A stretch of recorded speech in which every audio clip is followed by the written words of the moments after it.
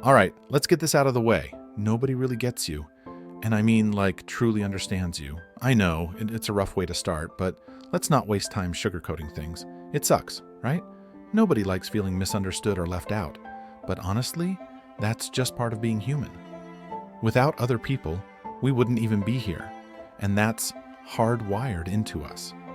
When I learned that emotions like joy were key to helping us fit into groups and become stronger together, I was like, whoa, that makes so much sense. And when I found out that sadness actually helps us attract compassion and get back into the group, it blew my mind. Yeah, things are way more complicated now, but it just shows how much we still need each other and how important it is to feel understood. But let's be real, constantly chasing validation or trying to be understood by everyone can make you pretty miserable. Now, don't get me wrong, we can understand each other to some extent, but on a deeper philosophical level, it's a different story. The more I go through life, the more I realize just how different people can be. We really can't underestimate the vastness of what separates two people, no matter how close they are. So, if you're the kind of person who's ever thought, wow, no one really gets me, stick around. I think we've all felt totally out of sync with everyone around us at some point. Like, everything you say gets misinterpreted, or no matter what you do, you feel misunderstood. Even those you thought were super close can sometimes feel just like everyone else. And if we've all been there, maybe it's totally normal. Maybe we don't need to feel so isolated, or like there's something wrong with us, because honestly, each of us is a ridiculously complex individual. We forget how unique each of us really is. Here's the thing, you are the only one who's you. You're the only one who's lived your life, experienced your thoughts, and felt your feelings. You're a perspective that no one else can fully grasp. Sure, you might share some experiences with others because of similar backgrounds or social contexts, but deep down, you're still unique in how you experience life. Nobody else has your memories, your sensitivity, your nuances. These differences can create a massive gap between us. So, when I feel misunderstood, I try to remind myself that it's not always a big deal. It's normal if others don't fully get me because they don't have access to all the pieces that make up my identity. But hey, that doesn't mean you should use this as an excuse to do whatever you want. Before blaming others for not understanding you, ask yourself if you really understand yourself. Sorting through the things we're conscious of is hard enough, let alone everything else. Figuring it all out? That's a lifelong journey. Subjectivity, the whole concept of it, has always kind of freaked me out. The courage to understand yourself isn't just about untangling your experiences or external influences.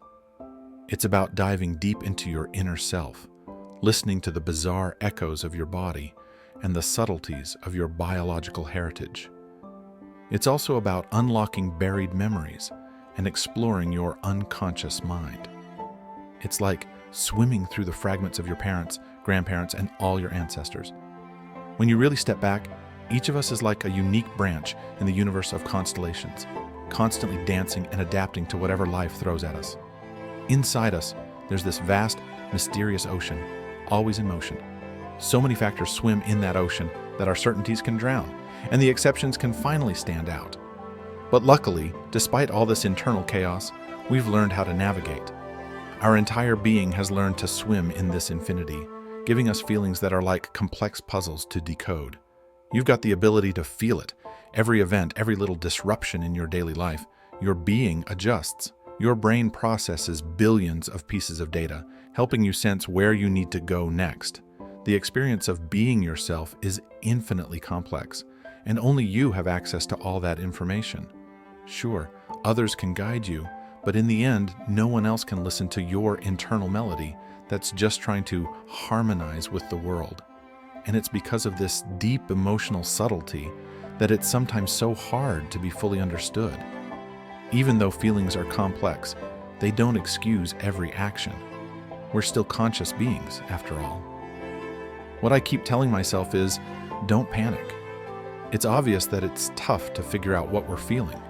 We often try to simplify our emotions or identity into just one thing, when in reality it's way more complicated than that. I mean, We feel things based on a billion different factors, constantly influenced by what's going on outside and inside of us. Plus, we don't even have enough words to describe what we're feeling, and that can change a lot over time. So yeah, communication isn't easy, and even if you somehow had the superpower to find the perfect words to describe exactly what you're feeling, that doesn't change the fact that you'll never know how those words resonate in the mind of the person in front of you. Everything you say gets filtered by their perception, just like everything they say gets filtered by yours.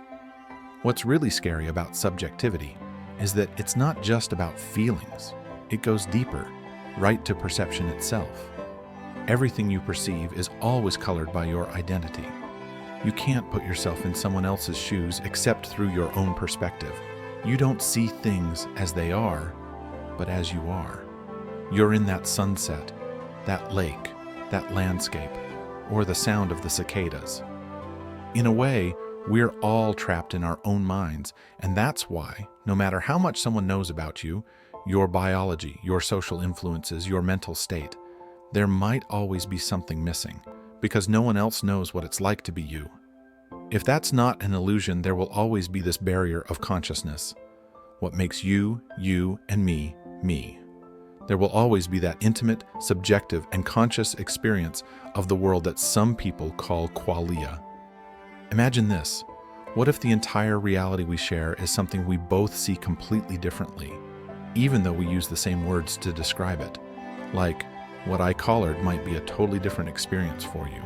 We might all be feeling and experiencing different things, even though we agree on what we're seeing or talking about. But the only way to really know would be to literally be you. And that's impossible. I spend hours and hours creating art, but I don't even know if you experience my videos the same way I do. Forget about searching for parallel universes, because we are the parallel universes. And here's the twist. That's actually a good thing. Chasing after some ultimate understanding of others is like chasing an illusion. We have empathy, communication, imagination, and we've got to make the most of that. Even with those limitations, we can still have deep connections and similarities with others. But here's the thing. There's something good about that gap between each of us. I used to think that this gap divided us, but it actually doesn't. It's precisely because we can't fully step into someone else's shoes that we need to be kind and respectful. This gap keeps our personal world intact, and being aware of it helps us avoid disappointment. It's because we're all separated by this void that, in a way, we are all connected through it. This idea keeps us from feeling alone in our own worlds, which we have to figure out, but ironically, we still need others to help us do it. I had a friend who meant a lot to me, and back then, I was quick to judge people. Instead of trying to change me or telling me why I shouldn't judge, she simply asked me why I did it. That question hit me hard. It wasn't about understanding someone else's answer. It was about finding the answer within myself. That moment pushed me to introspection, and I drastically stopped judging others. I realized that judging someone is like taking a snapshot of a whole movie based on one frame, capturing a moment in the middle of constant movement. In that judgment, there's hardly anything left of the other person. And in that moment, my fear of what others thought of me crumbled alongside my habit of judging them. You'll never truly know what others think of you, and you can't fully grasp their world. We spend our entire lives trying to understand our own. The paradox is that the best way to make a positive impact in someone else's world is to be at peace with your own. That's exactly what my friend did. Her authenticity kicked my soul into gear. I discovered that everything I thought I knew about myself was just surface level, and in reality there are countless ways to look at who I am. That's why others are so important. Just when we think we've figured out our world, someone else comes along and shows us a whole new way to see it, a part of us that we didn't even know existed. Meeting someone new is like an explosion. It's a clash of two universes, two unique ways of seeing life. These worlds may not even touch, but they reveal hidden parts of our own identity. A meeting is like a dance that reshuffles all the cards we've spent years learning to play, bringing out unexpected depths in our souls. We often think that letting others into our lives will destroy everything we've built. But shutting people out is like closing our eyes to what we have yet to discover within ourselves.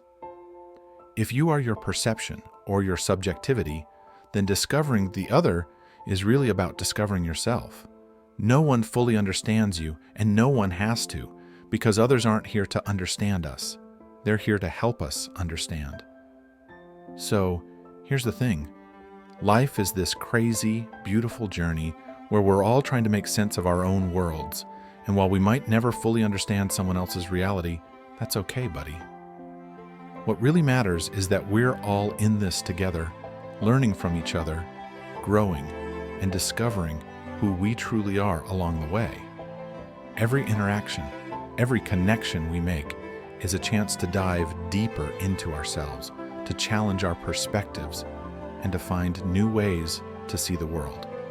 So, keep your mind open, stay curious, and don't be afraid to let others into your world, because in the end, it's those connections that make life worth living. Thanks for watching. And remember, the best way to change the world is to start by understanding your own my friend. Catch you in the next video.